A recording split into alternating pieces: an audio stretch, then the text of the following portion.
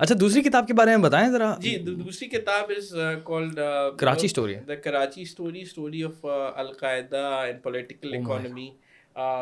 Al Qaeda came in Karachi in 2000, जब 2000 9/11 के बाद, 2000 के बाद Karachi became the head of quarters for al Qaeda क्या? temporary for about 2 years. Yes. Tariq road में और सिंधी मुस्लिम में कुछ 4 से 5 घर थे, कुछ 3-4 फ्लैट्स थे। हाँ, फुली ऑपरेशनल काम चल रहा था अल-कायदा का। और यहाँ से बैठे हुए यमन में अटैक हुआ, कराची से बैठे हुए इंडोनेशिया में हुआ, ऑस्ट्रेलिया में हुआ। खालिद जो शेख खालिद मोहम्मद था जिसने डैनियल पर्ल को ज़िबा किया, जिसने अरे कत्ल भाई किया। यार, क्या किस्सा बता दिया।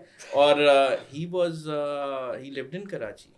ये एसनाबाद कराची में एक एरिया है जिसमें घर लिया गया। एक आदमी था सऊद अजीज़, आई थिंक जमात इस्लामी वालों से पूछना चाहिए हु सऊद अजीज़। तो वो सऊद अजीज़ जो थे वो उन्होंने एक जगह, उनका घर था जिसमें खालिद शेख मोहम्मद और उनके भांजों ने डैनियल पर्ल को मर्डर किया, क्यों बेहेड किया? किया। क्यों किया अली भाई, क्यों किया? They probably think from their perspective, क्योंकि मेरी एक स्टोरी थी डेली टाइम्स में। I interviewed the chief prosecutor जो गुंतानामो बे में था, और मेरा दोस्त भी कर्नल डेविस मॉरिस नाम है उनका। I interviewed him and I happened to go to US and meet them and everything and watch what happened, because कुछ अमेरिका में किताबें छपी, उसमें हमारी भी रिसर्च उस पर है। तो दे से कि Daniel Pearl was an agent of CIA, but CIA का एजेंट उन्हें यहाँ पे CIA have never use journalist अभी। They have intelligence far superior, local intelligence है, सर्वेलेंस है, वो लोग भूल गए। But I think Daniel Pearl को became a target because he was a Jew, just because he was a Jew. आप जितनी भी कॉन्स्पिरेसी थ्योरीज ले लें ना, from my perspective, I could be wrong, I can not be action, but fact तो ये है ना कि कराची में उसे बीहेड किया, और पाकिस्तान का नाम सबसे ज़्यादा बदनाम जो हुआ वो आफ्टर डैनियल पर्ल बेहेडिंग हुआ। सऊद अजीज़ थे जिनके घर में, और unfortunately Jamaat Islami Karachi chapter and overall had been a mother, ideological mother of terrorism in Pakistan ना। जैसे सैयद कुतुब इजिप्ट में थे, ऐसे ये लोग थे, and they were all part, and मैं अभी की बात नहीं कर रहा, मैं पहले की बात, they openly, हमारे जब फौजी शहीद हो रहे थे जमात इस्लामी उन्हें शहीद नहीं कहती थी। जब हमारे खालिद शेख मोहम्मद जब रावलपिंडी से पकड़ा गया, तो एक जमात के नाजिम के घर में शेल्टर ली हुई थी जमात इस्लामी की।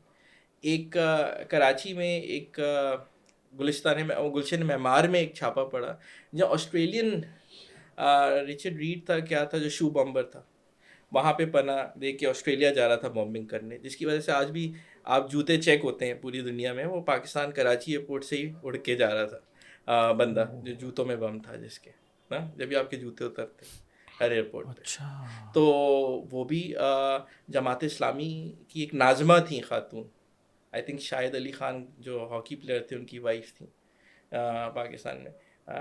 तो वो थी। तो जमात इस्लामी को जो आज जमात इस्लामी देख रहे हैं, Hafiz Naeem, I have all the respect for them. I love Hafiz साहब, हाफिज़ ही इज साहब अमेजिंग। हाँ, मगर हाफिज़ साहब को एक बात कहनी चाहिए, कंडेम करनी चाहिए।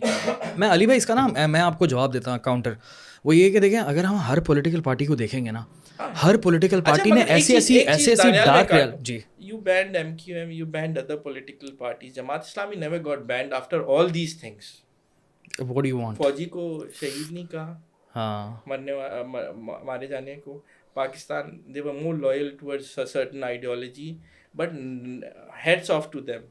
जमात इस्लामी, शायद जमात इस्लामी ने ज़िया के वक्त पे एक एजुकेशन मिनिस्ट्री ले ली थी, तो उन्होंने जान के ली थी इतना इंडोक्ट्रिनेट करो कि जमात इस्लामी कभी बैन ना हो चीज़ों पे। लेकिन बात ये है कि अगर अभी की हम बात करते हैं ना, इस वक्त तो उनका नज़रिया मुझे लगता है कि कराची की हद तक तो बहुत ही ज़्यादा मुख्तलिफ है। Karachi Jamaat Islami right now is more pro Mohajir, या खुल के बात and more pro Karachiite, more Karachiite, has a track record. Hafiz Naeem ने के इलेक्ट्रिक से लेके सब पे लड़ा चीज़ों पे, मतलब हैज़ अ ट्रैक रिकॉर्ड, मतलब अब चीज़ों पे।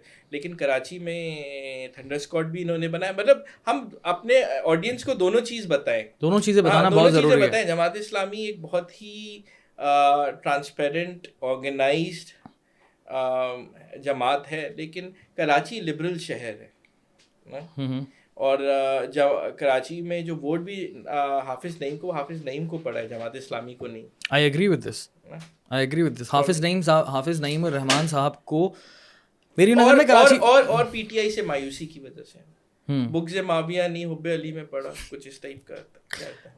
हाँ, लेकिन काम ये है कि उस बंदे ने आवाज़ उठाई जिस बेसिस पे पड़ा। और एक और चीज़ ये है कि हम जब किसी पॉलिटिकल पार्टी की बात करते हैं ना, पाकिस्तान में जितनी पॉलिटिकल पार्टीज़ हैं, हर पॉलिटिकल पार्टी का इतनी ख़तरनाक डार्क रियलिटी भी है। एक वो हिस्सा भी है जिस पर कोई पॉलिटिकल पार्टी उस बात को दबा के ही रखती है कि यार इस बारे में तो बात ही ना करो हमारी। ये है इवन तो MQM के अंदर, पीपल्स पार्टी के अंदर, ANP के अंदर, PMLN के अंदर, PTI के अंदर। तो इसी वजह से अब मैंने किसी पॉलिटिकल पार्टी की 100% साइड लेना ही छोड़ दी कि यार मेरा तो किसी से ताल्लुक़ नहीं है, क्योंकि एक बहुत ही ख़तरनाक रियलिटी भी हमें पता है। तो we were talking about al-Qaeda in Karachi in political economy. So एक अल-कायदा का प्लान था कि इन्होंने एक प्लेन हाईजैक किया कराची प्राइवेट फ्लाई क्लब से, and they were suppose to land that plane on the American consulate in Karachi. This was in 2004। What?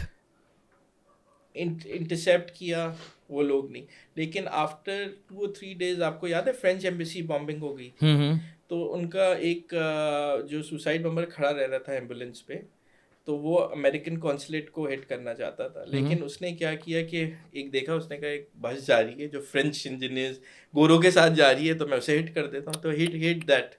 और Agusta submarine वगैरह का बाद में फ्रांस में केस हुआ, but obviously that was more politically maneuvered, but Al-Qaeda hit that French Navy जो Agusta के engineers आए हुए थे। उसका सबूत ये है कि आफ्टर अ वीक और 3 days बाद अमेरिकन कॉन्सुलेट पे भी एक सुसाइड बॉम्बिंग हो गई थी कराची में ना। तो वो अल-कायदा बड़ा एक तरह से पाकिस्तान के इदारों को भी ना परेशान करके रख दिया होगा इन लोगों ने यार। एक्चुअली पाकिस्तानी इदारों ने उस ज़माने में एक बहुत बड़ी स्ट्रेटजी ली कि हिजबुल मुजाहिदीन जो पाकिस्तान की मदर जिहादी ऑर्गेनाइजेशन थी, जब मुशर्रफ साहब आए उन्होंने कहा इन्हें ख़त्म करो, स्प्लिट करो, because they had too much al-Qaeda और अरब इन्फ्लुएंस। तो they wanted to have a Pakistani oriented जिहादी जिन पे अरब इन्फ्लुएंस से हम लोग कंट्रोल कर पाएँ, और हल्के हल्के करके मसूद अजहर साहब भी उस डॉक्ट्रिन का हिस्सा थे, बहुत आए। और फिर जब मुशर्रफ साहब पे खुद अटैक हुआ तो मुशर्रफ साहब ने उन्हें उस प्रोजेक्ट को भी ख़त्म किया, बिकॉज मुशर्रफ रियलाइज्ड कि the snakes have come to bite him. जो इंडिया बात करता है वो बिल्कुल ठीक कहता है कि अपने बैकयार्ड में जब आप सांप पालोगे तो अपनी घर में तो पहुंचेंगे वो। तो मुशर्रफ पर जो अटैक हुआ था वो भी उन्हीं की तरफ से हुआ था। जी, उन्हीं की एक ऑर्गेनाइजेशन थी, मौलाना मसूद के ही कुछ लड़के थे जो पाकिस्तान एयरफोर्स से ताल्लुक़ रखते थे, उन्होंने उन पे किया था। गॉड सेव देम, क्योंकि वो वाज ट्विन बॉम्बिंग। अगर आप उस गाड़ी की तस्वीर देखें, हेड्स ऑफ टू मुशर्रफ साहब के, उनके असाब उनके वो रहे, वरना बहुत सारे लोग इसे बर्दाश्त नहीं कर पाते। But so coming back to Karachi, तो al-Qaeda was part of it. Then Karachi में जो क्राइम है वो भी एक हिस्सा है कि पॉलिटिकल इकोनॉमी, पार्किंग माफिया। आप देख लें कराची में डेजिग्नेटेड एरियाज़ हैं पार्किंग के, लेकिन यहाँ पे वो पूरे कराची से आप पैसे लेते हो। MQM को आप कहते हो कि भत्ता लेती थी, आज कौन भत्ता ले रहे हैं? आप MQM को सपोर्ट करते हैं? MQM की बहुत सारी बातों को सपोर्ट करते हैं, लेकिन आप ये भी तो माने कि स्ट्राइक्स का जो एक पूरा जो गलत बात है उसे सपोर्ट नहीं करते। मतलब ये है कि भत्ता माफिया होगा, उसके अंदर भी था, उसके अंदर भी बहुत बड़ा हाथ था आप उनका। यार बोरीबंद आज खुल के बात, एक सेकंड खुल के बात करते हैं।